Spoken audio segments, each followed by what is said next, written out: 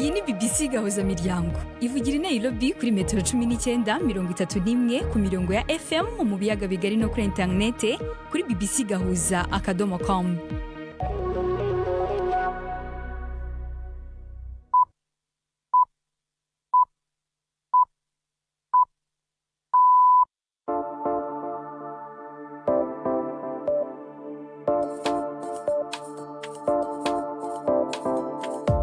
Ni saa moya n'igice z'ijoro i Nairobi, ni saa 12 n'igice z'umugoroba mu Burundi no mu Rwanda. Muri kumwe na Latifa Mutesi. Mwiriwe neza abakunzi ba BBC Gahuza Miryango, mbaye ikaze mu makuru yo kuri wa kabiri tariki ya 3 kwezi kwa kabiri w'umwaka 2026. Ingingo z'ingenzi amakuru yacu agiye kwibandaho intumwa za leta ya Kongo n'umutwe wa AFC 23 ziri mu biganiro i Doha muri Katari. Hari indi ntambwe byagezeho mu ijoro ryakeye. Naho mu Burundi muri komini Busoni mu ntara ya Butanyerera haravuga ikibazo cy'inzara gikomeje gutuma imiryango y'abahinzi yisanga mu kaga. Ibitego bimwe byarashoboye kumererwa nabi nk'ibiharage. Rero ubu abenegihugu ntibarose mwimbo urumva ko inzara ntibayibuze. Tufitiye n'ikinamico urunana y'amakuru ahagarariwe na Gildas Hondemondo.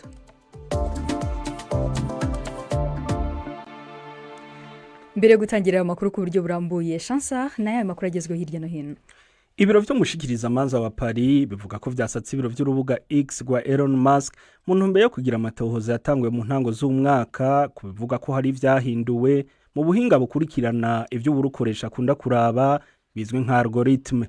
Ayo matohoza ubu yaguwe akazokorwa no ku myidogo ifitaniye isano na programme ya X y'ubwenge bw'ubukorano yitwa Grok, hamwe n'ivyaha bishobora kuba bijanye n'ibica kuri urwo rubuga by'ihohoterwa ry'abana rishingiye ku gitsina. Abashikiriza manza bahamagaje Elon Musk no wahoroza ari umukuru w'urubuga X Linda ya Karino kugira basambishwe Paris mu kwezi kwa kane no mwaka. Urubuga X rwarahakanye ivyo gwagirizwa gongera ruvuga ko ayo matohoza ashingiye ku mvo za politike. Iyi ni BBC. Perezida wa Ukraine Volodymyr Zelensky avuga ko igikorwa c'umugwi wiwe ujejwe ibiganiro vya Abu Dhabi bizobwirizwa gusubirwamwo inyuma y'ijoro ryaranzwe n'ibitero vya mbere bikomeye vy'Uburusiya ku bikorwa remezo vy'amasoko ntanga guvu za Ukraine hakoreshejwe igitigiri ca mbere kinini c'ibisasu vya misile byo mu bwoko bwa ballistique.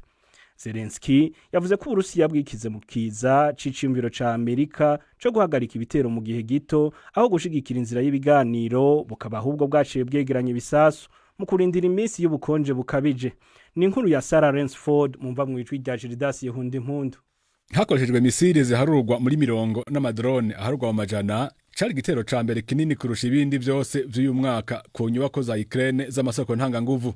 Twumvise guturika kwa mbere inyuma y'isaha 6 z'ijoro. Inyuma yaho Uburusiya bukaba bwaciye bumara amasahindwi bucushagira amabombe ku ngomero z'umuyaga nkuba mu gihugu cose. Iri ryari rimwe mu majoro akanye cane y'igihe c'imbeho munsi ya dogere 20. Gushika ubu amagorofa ari nk'igihumbi ku murwa mukuru akaba atagira ubuhinga bwo gushusha mu nzu. Ikarikive mu buseruko abategetsi batangaje ibihe bidasanzwe mu gihe hari amakuru avuga ko urugomero rumwe rwo muri ako karere rwatabagaye. Muri iyi ndwi hatekanijwe ibiganiro vy'amahoro i Abu Dhabi.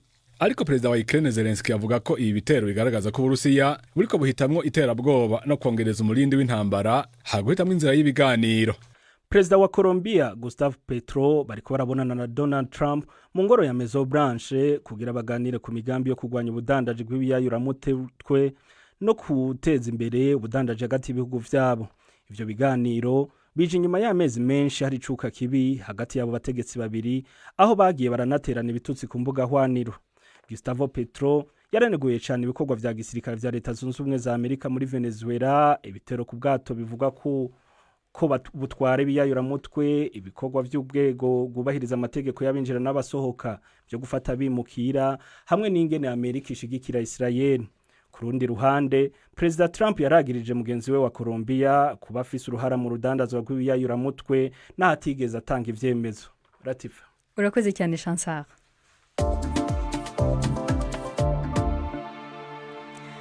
Dutangiye amakuru ku buryo burambuye, intumwa za leta ya Kongo na AFC 23 ziri mu biganiro Doha muri Qatar ejo zashyize umukono ku nshingano n'urwego rugenzura ishyirwa mu bikorwa ry'agahenge mu mirwano.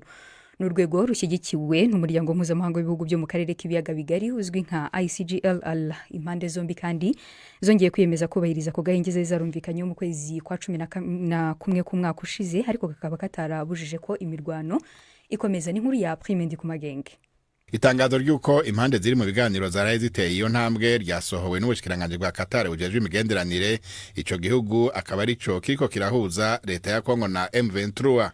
Itangazo rivuga yuko impande zompi zashize umukono kuri izo nshingano habanje kuba inama y'urwego zizohuriramwo mu gukurikirana ishirwa mu ngiro ry'ako gahengwe. Hari kandi abaserukira leta zunze ubumwe za Amerika n'ishyirahamwe rya Afrika nk'abarorerezi, Togo nayo nk'umuhuza w'ishyirahamwe rya Afrika. Hari kandi n'abaserukira urwego rw'ingabo za ONU muri Kongo MONUSCO n'inama mpuzamakungu y'ibihugu by'ibiyaga binini CIRGL. Ikibazo nyamukuru no gushika ku ngingo zifadika zingene ako gahengwe koshirwa mu ngiro, hanyuma hagakurikiranwa yuko kariko karubahirizwa. MONUSCO yasabwe kurungika ubutumwa bwayo bwa mbere mu gisagara ca Uvira mu misi iza kubahiriza ako gahengwe. Uvira mu misi heze yarabaye nk'igiye mu mayira abiri igihe M23 yayinjira hanyuma ikayivamwo, ariko igasaba ko harungikwayo ingabo ataho zegamiye zo gucungera umutekano w'abanyagihugu. Hagati aho umukuru w'intara ya Kivu y'Epfo Jean-Jacques Purusu uyu munsi yemeje yuko igipolisi ca Kongo congeye gusubira muri ico gisagara cari cahunze kuva gifashwe na M23. Contingent ya kwanza iliingia jana, ingine iliingia. Umugwi wa mbere winjiye ejo, uwundi winjiye uyu munsi, uwanyu uzokwinjira ejo aho bukera. Ejo hahise hinjiye abashika 250. Turanezerewe cyane kubona basubiyeyo. Igisirikare nico cari gicungereye umutekano w'abanyagihugu. Ubu rero igisirikare nikigende mu bikorwa gisanzwe kijejwe. Abapolisi nabo bakora akazi ko gukingira abanyagihugu. Sasa civil protection. Aho mu gisagara ca Uvira niho ubutegetsi bw'intara ya Kivu y'Epfo bwimukiye kuva umurwa mukuru w'iyo ntara Bukavu ufashwe na M23 mu ntango z'umwaka uheze, naho nyene bwari bwahunze igihe M23 yinjira muri Uvira. Ikitezwe rero ku biganiro bikomeje i Doha no kuraba ko ivyo bariko barumvikana ubu bizoshirwa mu ngiro, mu gihe gushika ubu ibindi vyahora bisa nibiherera mu mpapuro gusa. Dukomereje mu Burundi muri komine ya Busoni mu ntara ya Butanyerera hashize iminsi havugwa ikibazo cy'inzara. Amakuru aturuka mu midugudu itandukanye yo muri iyo komine avuga ko kubura imvura mu gihe cy'agatasi byatumye ibihingwa byuma, imiryango y'abahinzi yisanga mu kaga. Amwe mu makuru avuga ko hari abagabo bamaze gutangira guta ingo zabo bahunga iyo nzara. So bwa mbere kandi mu cyahoze ari intara ya Kirundo havugwa ikibazo cy'inzara. Mu kanya gashize naganiriye n'umuyobozi wa komine ya Busoni François Xavier Karenzo, ntangira mubaza uko ibintu byifashe. Imvura yaraguye, ibiterwa biramera, mugabo haracamo kanya n'ukwezi hakizuba, hanyuma ibiterwa bimwe bimwe byarashoboye kumererwa nabi nk'ibiharage. Ubu rero nta mwimbu mwiza wabonetse mu mazone ashika kuri 3: zone Busoni, zone Gisenyi, zone Nyagisozi. Mwimbu ntiwabonetse neza cyane cyane ku mwimbu w'ibiharage. Rero ubu abenegihugu ntibarose mwimbu, urumva ko inzara ntibayibuze. None muri izo zone mwari mumbwiye ko imvura iragwa? Muri no minsi imvura ikiragwa, nico gituma twarahimiriza abenegihugu kugira ngo bace batera ibintu bijanye n'imboga ko yazinyaruka bashire kuronka ivyo baza barafungura. Ubu irikiragwa neza, bariko bararima impeshi, twizeye ko kuri impeshi umwimbu ushobora kuzogenda neza. None ko bivugwa ko hari abagabo batangiye kwimuka kubera kubura ibyo kurya byo gutunga imiryango yabo, ibyo byo byifashe gute? Muri komine abenegihugu barakunda kuja kurondera ibyo sahiriza imiryango, barashobora kugenda gukorera ahandi kugira ngo basahirize umuryango. Rero umuntu avuye ngaho akagenda gukorera mu yindi zone kugira ngo aronke ibisahiriza umuryango n'ibisanzwe, kuvuga ko bariko baragenda kubera inzara. Naho imvura yoba yaguye neza, abaza kurondera ibibyunganira umuryango baragenda. Bashobora no kuja gukimbira ugasanga bagenda muri Tanzania kurondera ibisahiriza umuryango. Nta kidasanzwe gihari cyo kuvuga ngo abantu bariko bagenda ngo bakorere inzara. Hanyuma se barimo gufashwa gute kubona imbuto zo guhinga ndetse no gutegereza ko ibyo bahinze byera? Umutima wo gufashanya mu banyabusoni urahari. Turiko turaraba muri komine ko twosaba ahandi mu yandi mazone bashoboye kwimbura kugira ngo dufashanye tuwegeranirize imbuto bashobora kuzotera muri mpeshyi. Kandi na leta nyene nayo nyene ikije muri wa mugambi bamera nk'abandi, barabaha uburyo amahera naco bafasha kugura imbuto. Barimo guhabwa amafaranga angana gute? Igitigiri naco ngaho mu mutwe, mugabo ndazi ko bayaronka ko nabonye baza kuyabaha. None ko iki kibazo gikomeje kugaragara cyane cyane muri komine ya Busoni gikunze kugaruka kenshi byaba byarananiranye ko iki kibazo kibonerwa igisubizo kirambye burundu.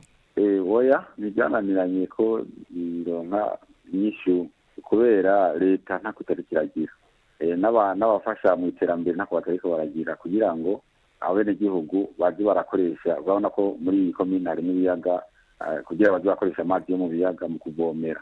Rero twaratanguye imirima muri iyo zone ya Gisenyi cyane cyane baravomera. Ubu bariko harubakwa ibakwa zotuma havomerwa muri zone ya Busoni, kandi ikibazo leta yitayeho bitwara uburyo bwinshi mugabo leta nako itari kiragira kugira ngo turabe ko ivyo vy'uruzuba bizo biratuma abantu bari batera kubera. Uwo yari François Xavier Karenzo, umuyobozi wa komine Busoni. Muri Somalia abategetsi bo mu ntara ya Puntland muri iki gihugu banyonze umugore wari warahamwe n'icyaha cyo kwica umwana w'umukobwa w'imyaka 14 ni rumwe mu manza zidasanzwe igihano cy'urupfu gihabwa umugore muri ako gace. Igihano yahawe cyashingiye ku mategeko ya Kisasi, umugenzo w'itegeko rya Islam wemerera umuryango wiciwe gusaba ko uwakoze icyaha nawe yicwaho kwakira impozamarire y'amafaranga. Inkuru iri ku rubuga rwacu rwa BBC Gahuza Miryango tweteguriwe na Siria Kimuhawe nayo. Hodon Muhammad yishwe arashwe urufaya rw'amasase kuri uyu wa kabiri mu gisagara ca Garakacho, inyuma yaho sentare imuhamirije icyaha cyo gukubita umwana w'umukobwa yitwa Sabirin Saylan Abdil gushika amwice. Uwo mwana akaba yamukoresha nk'umukozi mu rugo. Sabirin yiciwe mu mezi aheze muri iyo ntara ya Puntland yiyonkoye ku gihugu ca Somalia. Basanze umubiri n'umutwe vyiwe vyuzuye ibikomere vyinshi. Abategetsi bakavuga ko yabanje kuburizwa igufa imbere yo kwicwa. Abategetsi bavuga kandi ko igihano Hodon yahawe cisunze Kisasi, umugenzo w'itegeko rya Islam wemerera umuryango wiciwe gusaba ko uwabakoreye icyaha nawe yicwa aho gusaba impozamarira y'amafaranga. Iraswa ry'uwo mugore ryabaye inyuma y'itegeko ryo muri ako karere riherutse gushirwaho risaba ishirwa mu bikorwa ry'itegeko rya Islam ku manza z'ubwicanyi. Iryo tegeko ryashizweho mu ntumbero yo gutuza ubwicanyi bw'imonogoje muri Garagacho, igisagara giciyemwo kubiri kigenzurwa n'intara ya Puntland hamwe n'akarere ka Garamud gafise kahise kabi ku mutekano muke. Abategetsi bo muri ako gace bavuga ko bubaye ubwa mbere mu myaka irenga 10 umugore akatiwe igihano cyo gupfa yagirijwe ubwicanyi. Igihano nk'iki cyaheruka guhabwa umuntu w'umugore mu 2013 aho abantu 13 bo muhari Al-Shabaab barimwo umugore umwe bishwe barashwe urufaya rw'amasase bazira kwica umwe mu nzobere mu by'idini muri ako gace. Mugenzi wacu Siria Kimuhawe nayo nyuma yo kuva muri Somalia ndabona ugeze muri studio z'i Nairobi.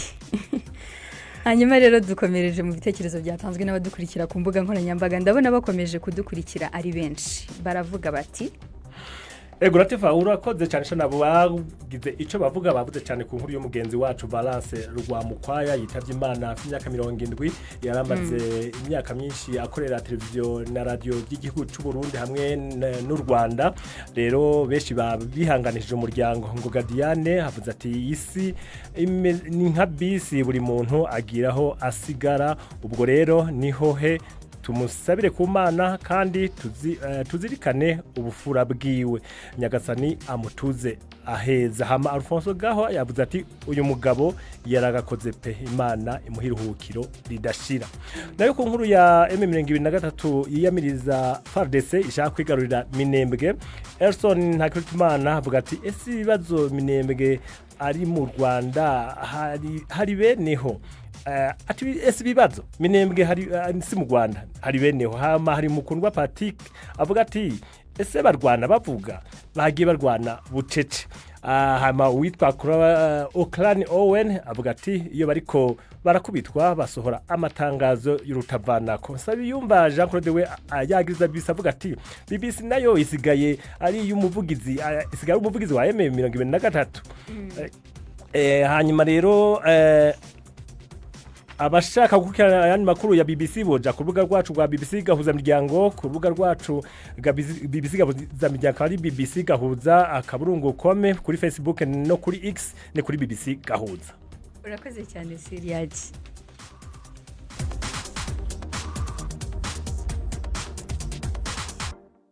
ubu ni ku isaha y'isa moya n'iminota 44 i Nairobi muri Kenya, ni saa 12:44 mu Rwanda no mu Burundi. N'umwanya wo kumva ikinamico runana.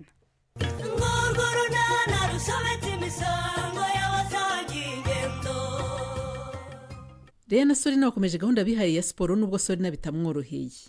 Nadi nawe yakiriye umushyitsi udasanzwe. Nurunana. Hewe. Waramutse ahubwo Leya. Ntabyo nsuhuzamo yewe kubitamo cya gipantaro tugende dore hakeye. Ubuse ndabishobora koko Leya. Urabuzwa n'iki kubishobora se? Hewe, nta makuru ufite. Hewe. Aha ngaha ndumva hatonekara. Amaguru ndumva yabaye imidido. Aho hose hewe umugongo ndumva utariho na busa. Shyiramo imyenda yewe uze tugende ntitugenda birakira. Ngese suko sindimo mbabara suko nihagazeho. Ntabwo ngiye kugwa mu muhanda rwose hangane wijyane zaguherekeze ejo. Ubu se waruhiye iki? Umpe igitekerezo n'amakuru yuko Rumaringu yirirwa yihoma kuri Chris. Si wowe wayampaye? None se ubwo nagize nabi koko?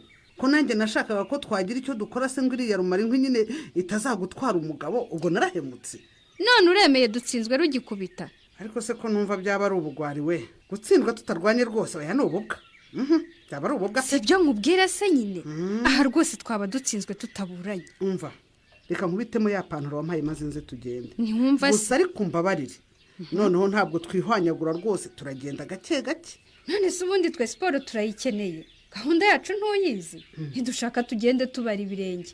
Ahubwo banguka tugende. Ndashaka no kukugisha inama y'icyo nzaha Chris kuri Saint Valentin. Gahunda hari ngubu na Saint Valentin wa munsi wakundana wageze. Ariko uzi n'ibindonori dore nibyo turimo turahinga, ariko nibyo duhinga ntabwo bizera ejo. Yewe nta nubwo bizera no mu cyumweru gitaha. None se nabyo urashaka kubireka Kareme?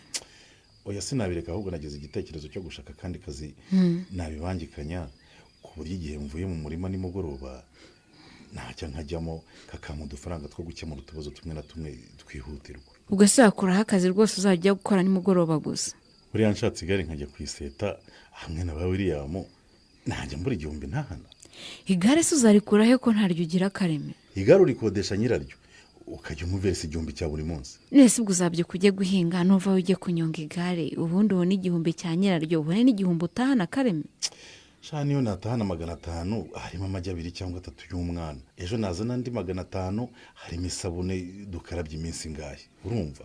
Ejo bundi nazana ndi 100 nkakuramo kandi kantu. Tugakomeza gutyo kugeza igihe ibyo twahinze byeze. Uwo ninde umpamagaye Kareme? Sinamumenya ndabona ari nimero. Zana hano rwose nitaye wabona ari nyogokuru utuye umuntu bahuye. Aro? Uraho neza mwana wa? Sinakubwiye ko ari nyogokuru wagira ngo nari mbizi. Muraho neza nyogoku? Uraho neza Nori? Amakuru se kudaherutse ku telefone. Erega mburu ngo telefonaho kuko hari igihe rwose mpamagara rukara akambwira ngo ntaheruka kukubona. Kuhuze se ko imirimo yambanye myinshi. Hari igihe mari igihe ntakandagiye hariya ku muhanda. Urumva rero kutagira telefone yawe nabyo rwose ni ikibazo gituma tumara igihe tutavuganye. Oya sinkurenganya birumvikana mwana wanjye. Ariko si warorohewe. Duheruka urwaye umerewe nabi. Yewe burya nagiye kwa muganga bampimye basanga mfite inda. Niyo yanteraga rwose ibibazo nari mfite.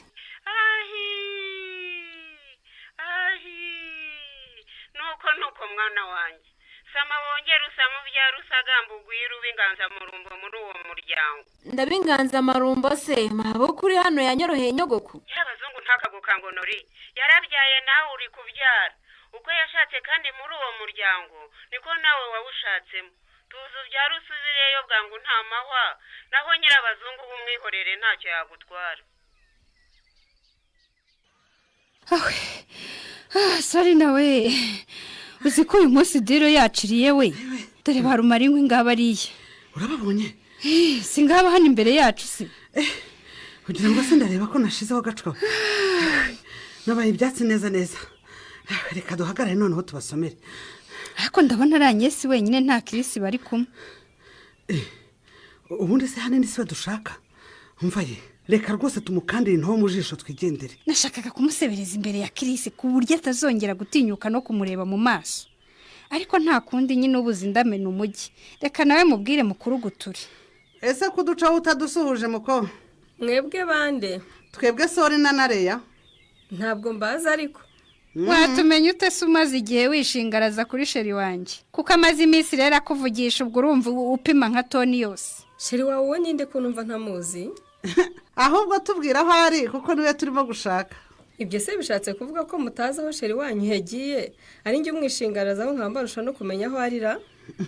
utahamenye se kuba utaryamye ubyuka umwiruka inyuma wabaye imbwa ye wabuzwa n'iki kuhamenya. yewe nawe amaze kurambirwa rwose kwihoma kwe ntubibona se ko uyu munsi yamukwebye nyine akigira ahandi ngo adahura nawe. ariko se mwarebye ibibareba ko bihari njye mukandika rwose murashakaho iki mwabagoremo. turagira ngo tukugire inama y'ukuntu ukwiriye kugendera kure Chris rwose nta kindi. ko ntayo nagusabye se rwose wa mubyeyi we niyo agahato nayo. dore urashaje kurusha rwose ubutaka nawe urabizi urumva iminkanyari yuzuye isura wagira ngo ni amatarasi y'indinganire urarwana n'iki. ibyo bikakubabaza he rero. reka nkugire n'indi nama rero ibi bintu wihaye byo kubyuka wihanyagura ngo uriruka inyuma ya titireri bizatuma rwose n'utuvuta wari wisigaraniye mu mubiri dushiramo maze uhinduke uwo mukecuru kecurini wa wundi nyine wuba n'akabando. erega ibyo uvuga byose urata inyuma yahuye kuko sindi kumva ikikubabaza rwose muri ibyo byose. nyamara ibyo sori nakubwira nibyo ushaka wamwumvira nk'umuntu mukuru ukareka kwihemukira ngo uriruka ku mugabo. ubundi se yaretse abasore beza bagatereta abana bato nawe agashaka ibisaza byo mu myaka ye ko bihari. yewe reka mbareke nigendere ntundi ufashe umwanya wo gutera amabuye imbwa zose zikumukeye mu nzira ntiwazagera aho ujya rwose. ngo ngwikanye ngo uvuze ngo iki bisubiramo ariko ngo njye nareya turi iki ngo turi iki karajya hese ko kadahagarara ngo kabisubiremo ukuntu ujye nawe turimbwa dore uko kameze.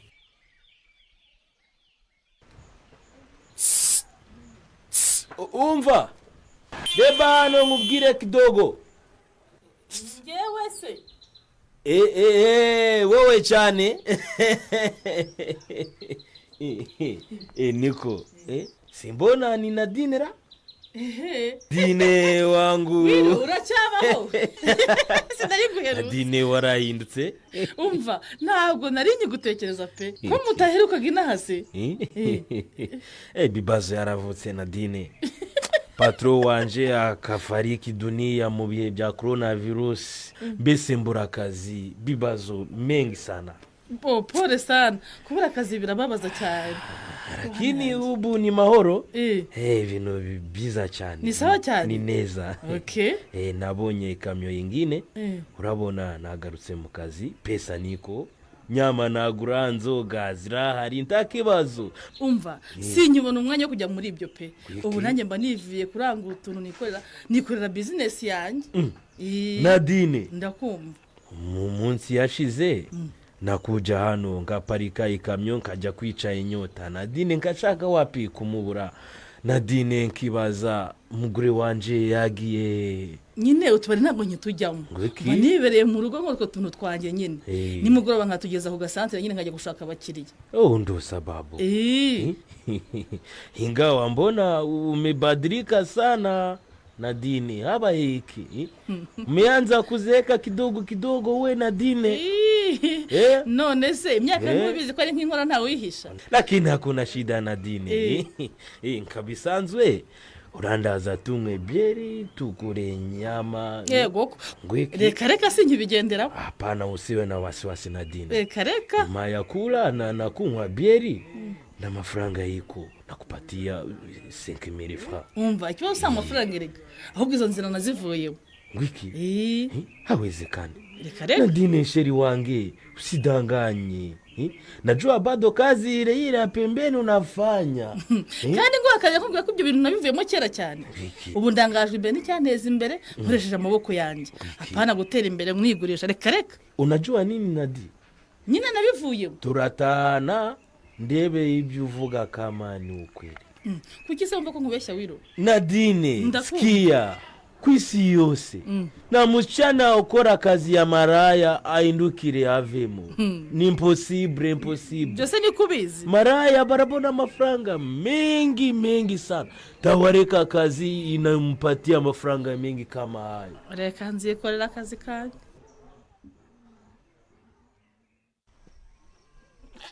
niko harya ubwo kwiyogoshesha warabyanze neza burundu hoya nta kwiyogoshesha nyogoko ngomba kuwutareka ukazamera nk'uwa mwarimu reyo ahubwo se uzi n'ikindi nara ntabwo ukaraba mu mutwe neza uzi imvuvu zuzuyemo nyine abakobwa barambwiye ngo iyo ushaka ko umusatsi ukura ntabwo wogamo buri munsi nawe urabyemera rero genda ubanze ukarabe utazashiduka usigaye unuka mwiriweho yemwe abaha komeza turi mu gikari mwiriwe neza Nosiya kungendereye ku mugoroba se ni amahorora yewe nanije kureba Honorine nta wageze ahangaha Honorine se umureba hano nta rugo rwagira Nosiya yewe wenda havuye sinamubona ntibaza rero ko yaba yaje hano niko kuvuga ntereka nze murebe ko mushaka cyane se ararwaye cyangwa n'umwana warwaye sinabimenya buriya muri gahunda y'abajyanama b'ubuzima rero yo gusura abagore batwite ntabwo turindira ko umubyeyi agira ikibazo ngo tubone kumusura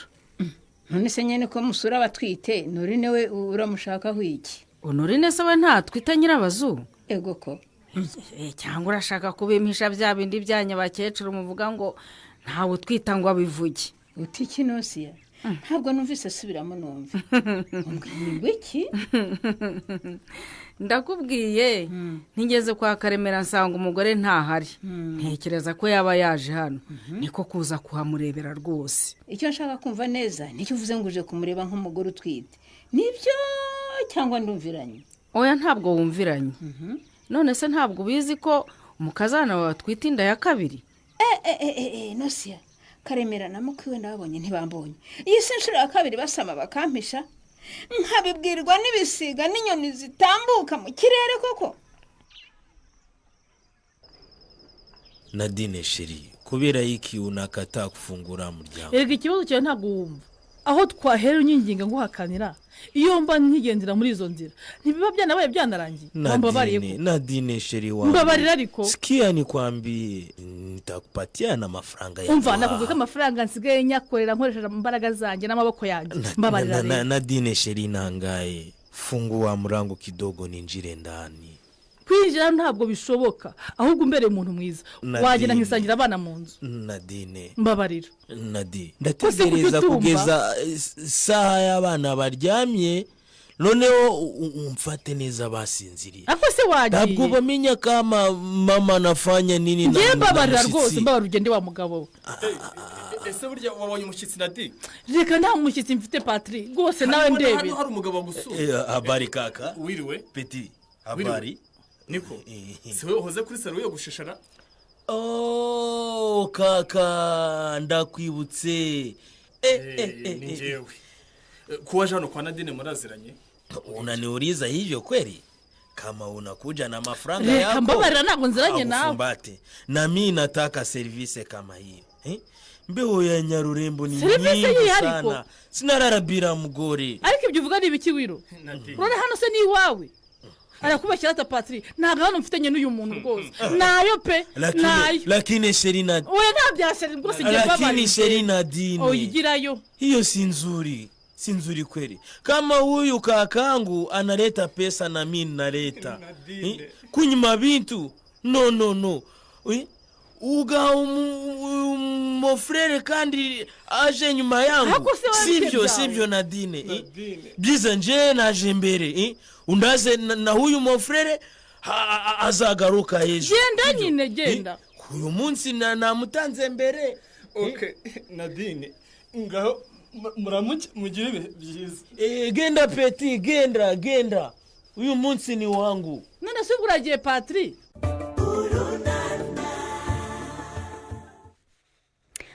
urunana nirwo rutugejeje ku musozi w'amakuru twabateguriye kuri uyu mugoroba mbere yo gusoza reka twongere tubibutse ingingo z'ingenzi amakuru yacu aribanzeho twababwiye ko intumwa za leta ya Kongo n'umutwe FC 23 ziri mu biganiro doha muri Qatar hari indi ntambwe byagezeho mu ijoro ryakeye na mu Burundi twabwiye ko muri komine Busoni mu ntara ya Butanyerera ari kuvuga ikibazo cy'inzara gikomeje gutuma imiryango y'abahinzi yisanga mu kaga twe tubafitiye n'ikinamico urunana mwari kumwe nangira Latifa Mutesi na kuwanga bw'ibyuma twari kumwe na Davis amakuru yarahagarariwe na Judas Hundi Mundu twabibutsa ko mushobora no kudukurikira ku mbuga nkoranyambaga zacu zigiye zitandukanye Facebook na X ndetse no ku rubuga rwacu BBC gahuza miryango akadomo.com kuko haba hariho inkuru nyinshi zigiye zitandukanye.